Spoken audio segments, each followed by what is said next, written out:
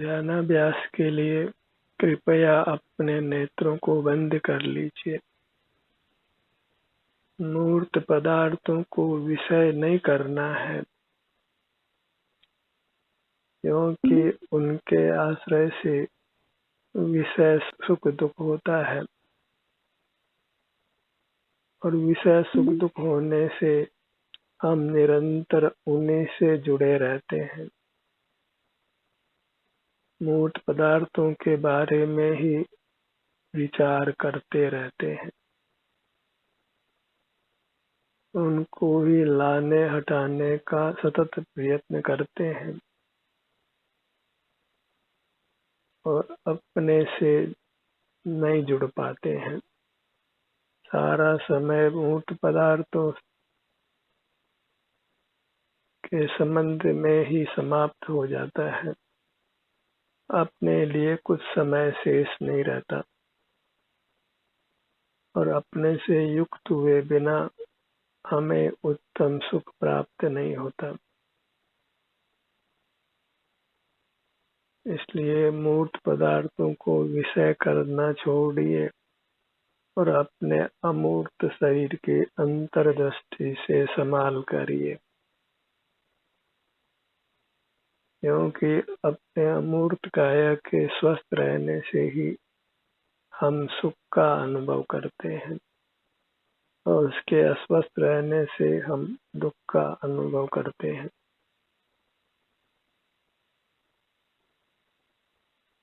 बाह्य जगत की अपेक्षा नहीं हो और अपने अमूर्त काया की उपेक्षा नहीं हो।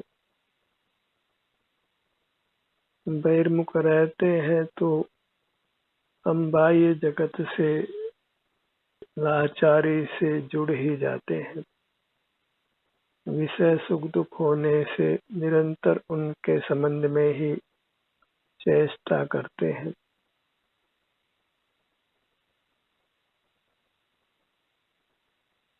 सर्व दुखों का कारण हमारी बहिर्मुखता है। मूर्त जगत से बाह्य जगत से युक्त रहना है। संसार का अभाव करने के लिए अपने अमूर्त काया से ही युक्त रहना है। उसी से हमारी अमूर्त काया मूर्त के बंधन से मुक्त होकर हमें अपूर्व सुख का अनुभव कराती है।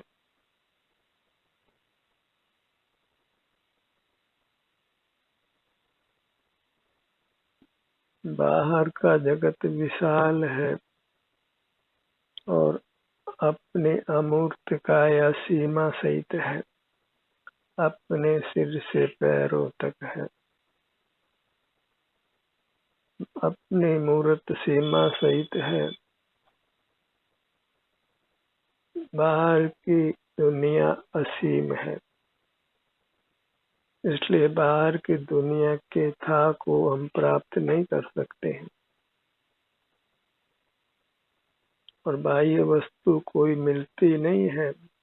उसको विषय बनाने से विषय सुख दुख ही मिलता है और उसी से हम कर्मों का संचय करते हैं और कर्म के विपाक में संसार में नाना दुख भोगते हैं।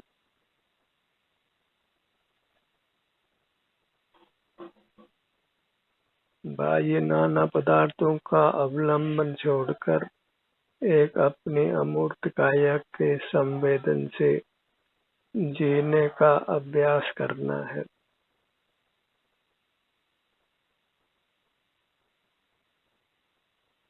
जैसे जैसे हम बाह्य पदार्थों को विषय करना बंद करते हैं, वैसे वैसे हम मन की कोलाहल से भी मुक्त होते जाते हैं।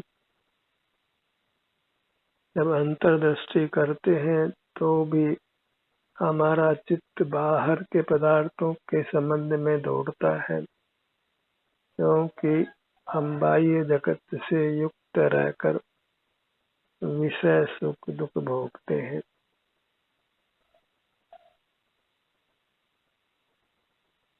मन की वृत्ति को रोकने का एक ही उपाय है कि हम अंतर्दृष्टि कर यत्न पूर्वक अपने सन्मुख बने रहें।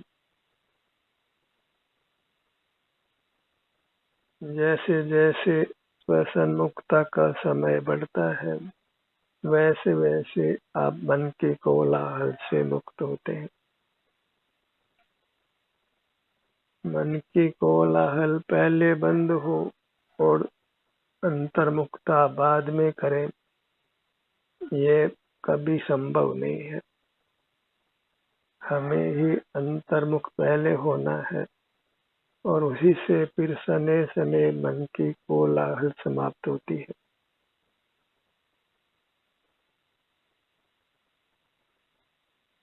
मन की कोलाहल से घबराना नहीं है। अंतर्मुख रहेंगे तो मन की कोलाहल को अवश्य समाप्त होना है। जब हम मन को बाह्य पदार्थ को विषय रूप नहीं देते हैं तो मन शांत हो जाता है। मन हम पर सवार रहता है, वह इंद्रिय ज्ञान के बल पर ही रहता है। और जब इंद्रिय ज्ञान नहीं करते तो मन नष्ट हो जाता है, मन मर जाता है। और जब मन मर जाता है, इंद्रिय ज्ञान का उपयोग नहीं करते तो हमारा उपयोग अपने में स्थिर हो जाता है। हम पूर्ण स्वस्थ हो जाते हैं, पूर्ण सुखी हो जाते हैं, परमात्मा पद को पा लेते हैं। अनंत काल फिर कुछ भी दुख नहीं होता। इसलिए अपना संवेदन करने का सतत अभ्यास कीजिए और इसमें हमें अकेले ही चलना है। संसारी जीव बहिर्मुख रहते हुए मूर्त पदार्थों से ही निरंतर युक्त रहते हैं। इसलिए वे हमारे इस पावन कार्य में साथी नहीं बनते और अकेले चलने में कोई दुख नहीं है, क्योंकि ये मार्ग अकेले ही चलने का है।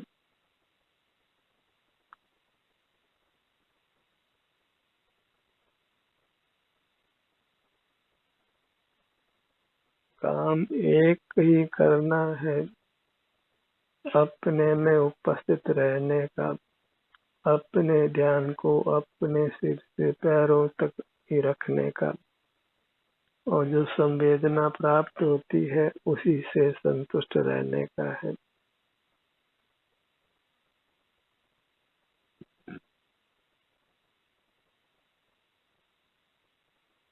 बहिर्मुख रहने पर तो राग द्वेष के कारण स्वतः ही बनते ही रहते हैं। यह संभव नहीं है कि हम बहिर्मुख रहें और राग द्वेष के कारण नहीं बने। बहिर्मुख रहकर आज तक एक भी जीव वीतराग नहीं हुआ, परमात्मा नहीं हुआ। खुले नेत्रों की मुद्रा वह परमात्मा की मुद्रा नहीं है, वह संसारी जीवों की मुद्रा है। और जो संसारी है वह नियम से दुखी है।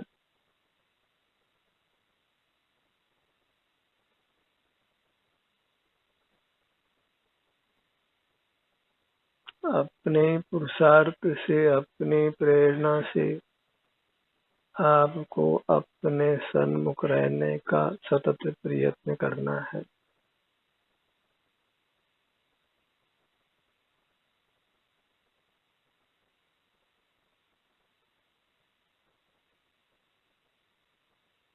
मोक्ष मार्ग में निरालंब ही चलना होता है।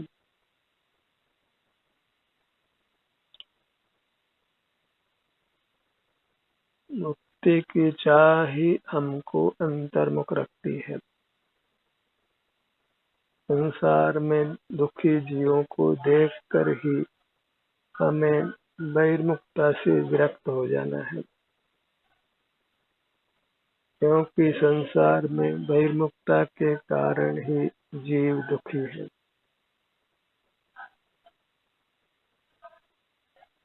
और हम दुख नहीं चाहते हैं, इसलिए हमको बहिर्मुखता को यत्न पूर्वक समाप्त करना है।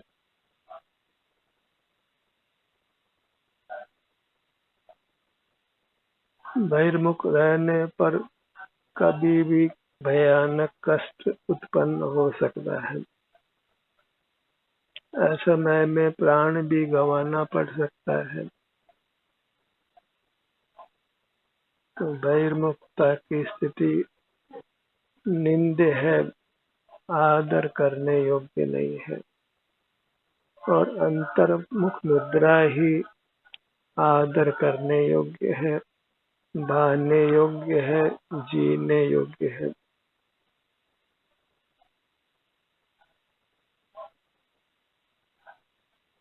संसार के किसी भी दुख को भोगने से मुक्त रहने के लिए, पूर्ण स्वस्थ पूर्ण सुखी रहने के लिए हमें बाह्य जगत के आलम्बन को छोड़ना है, निरालंब रहना है, अपने ही आलम्बन से रहना है।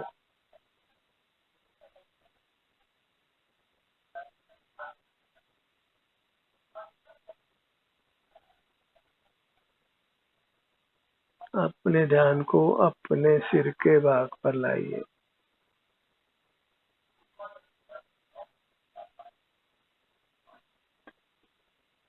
क्योंकि हमारी इंद्रियां कुशल हैं, इसलिए सहज ही बाह्य पदार्थ हमारे विषय बनते हैं और हम यत्न से ही उनका निरोध कर पाते हैं। और वह यत्न अपने सन्मुख रहने रूप है, अपने ही शारीरिक स्वास्थ्य की स्थिति को भोगने रूप है।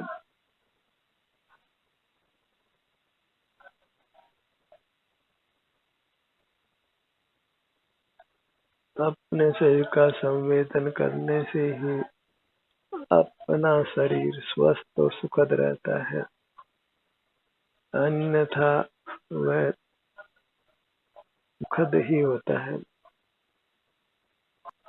अपने ध्यान को अपने ललाट भाग पर लाइए।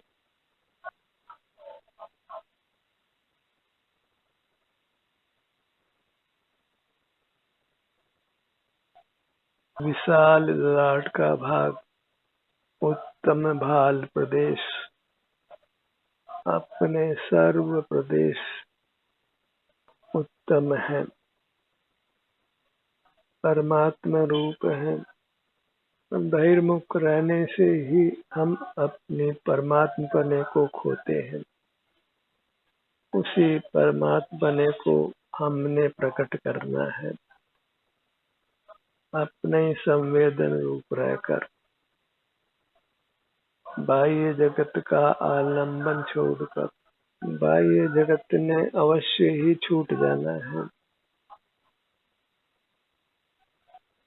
हम बुद्धि पूर्वक छोड़ देते हैं तो सुख से रहते हैं, और बाह्य जगत को पकड़ कर रहते हैं तो फिर दुख होना सहज है, स्वाभाविक है। अपने ध्यान को अपने भ्रू मध्य पर लाइए।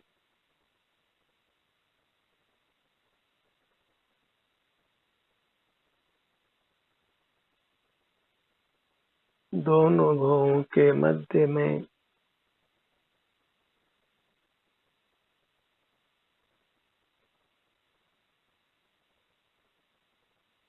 जब भी अंतर्दृष्टि करते हैं तो फिर श्वास को सामान्य रूप से लेते रहना है,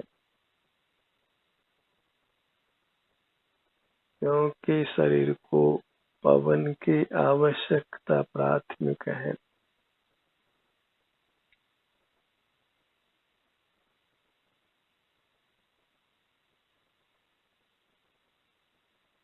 अपने ध्यान को अपने दोनों नेत्रों पर लाइए।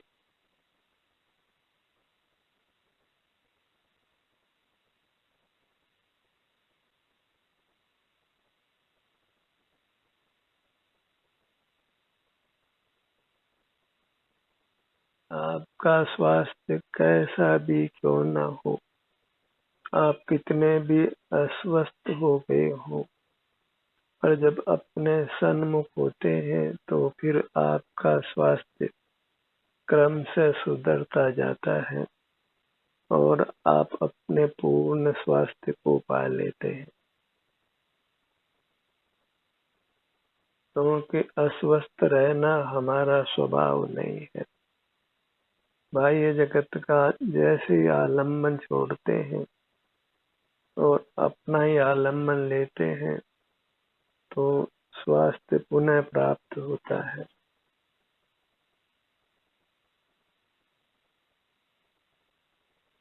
इतना ही स्वास्थ्य क्यों न बिगड़ गया हो, अपना संवेदन करके अपने स्वास्थ्य की दशा को शांति पूर्वक भोग के हम केवल स्वस्थ ही नहीं होते, परमात्मा हो जाते हैं।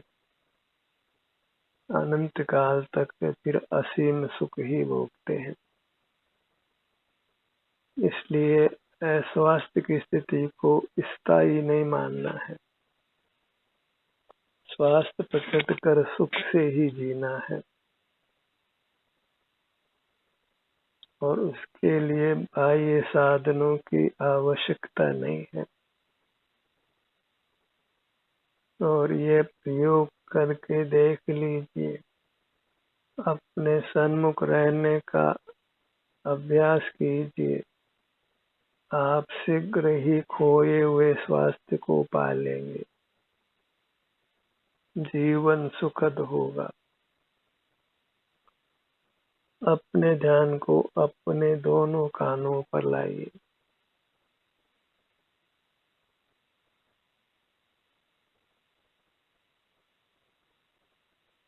काल की मार भले ही सारे जगत पर पड़े, पर आप अपने सन्मुख रहते हैं तो काल की मार आप पर नहीं पड़ती है।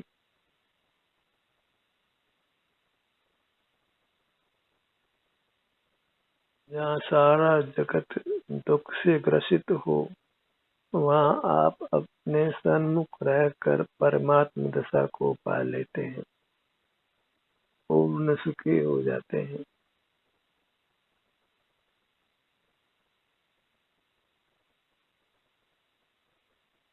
अपने ध्यान को अपनी नासिका पर लाइए और ये ध्यानाभ्यास हम परमात्म पद पाने के लिए ही करते हैं।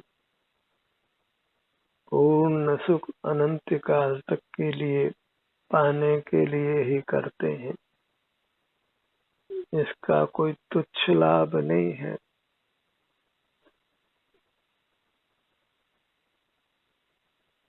अपने को पाना, पूर्ण सुख को पाना, सदा के लिए पाना, यही अपना मुख अपनी ओर रखने का फल है।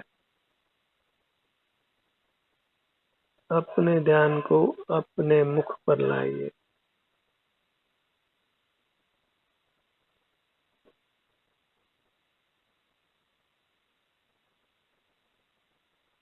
ध्यान अपने भीतर ही विचरण करे, बाह्य पदार्थों का चिंतन नहीं हो। न बाह्य पदार्थों को इंद्रियों का विषय बनाना है, न मन का विषय बनाना है, न स्मृति का विषय बनाना है। बाह्य वस्तुओं का उपयोग कम से कम करना है। मुख के भीतर दंत पंक्ति, जिह्वा,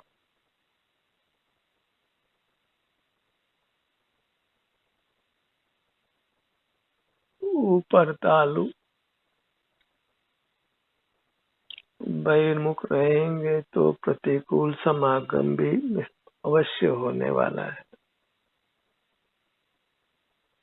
और अंतर्मुख रहेंगे तो सब कुछ अनुकूल होगा। अंदर बाहर सब आपके अनुकूल होगा।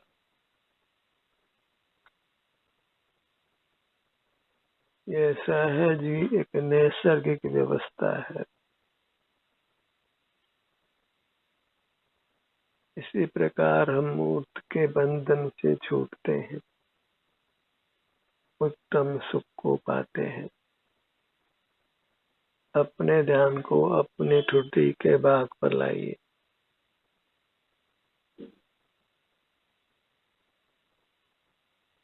सिर से लेकर ठुड्डी तक, बाएं कान से लेकर दाएं कान तक, नासिका से सिर के पीछे तक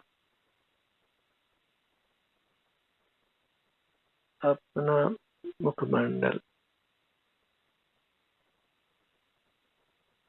कंठ का भाग, गर्दन,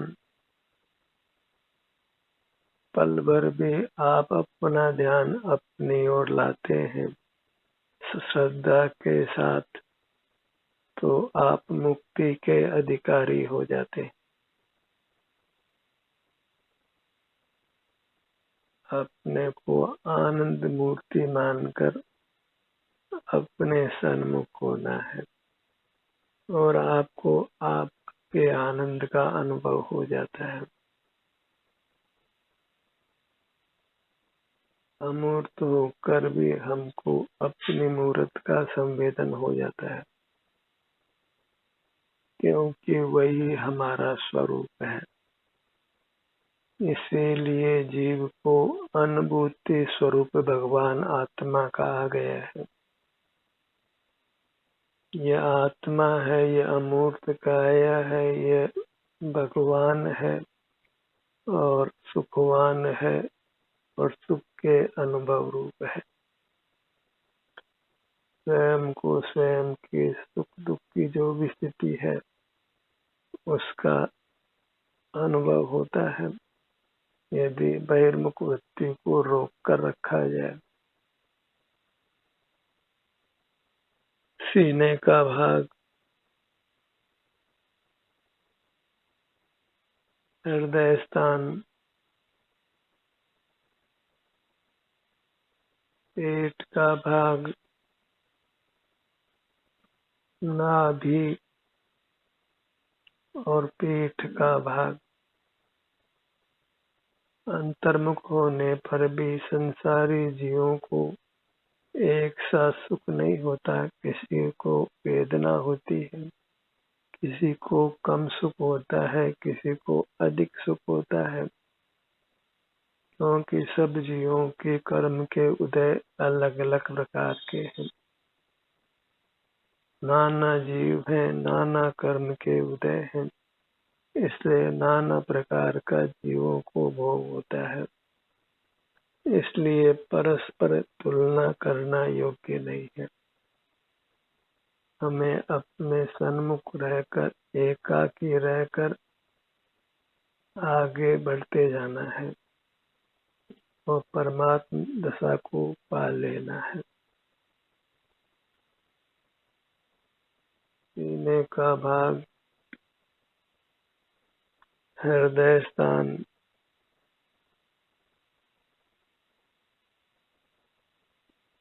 आज हृदय के ऑपरेशन बहुत होते हैं, तो उसी से शिक्षा लेकर अपने ध्यान को बारंबार अपने हृदय स्थान पर लाइए।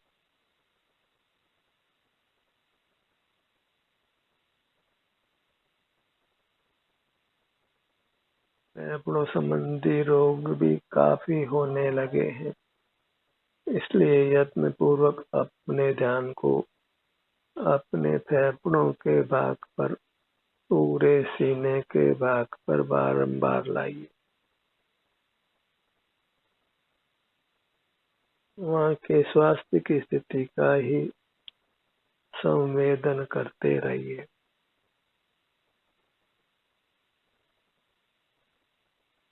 पेट का भाग, नाभि का स्थान। पेट संबंधी रोग भी जीवों को बहुत होते हैं, तो पेट को स्वस्थ रखने के लिए अपने ध्यान को पुनः पुनः पेट के भाग पर लाना है।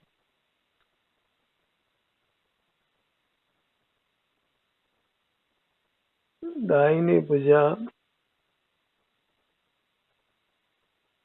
बाईं भुजा, दाहिना पैर, बायां पैर, पूरी मूरत। सुख हो कि दुख को अपने आलम्बन से ही रहना है, अपने सन्मुख रहना है।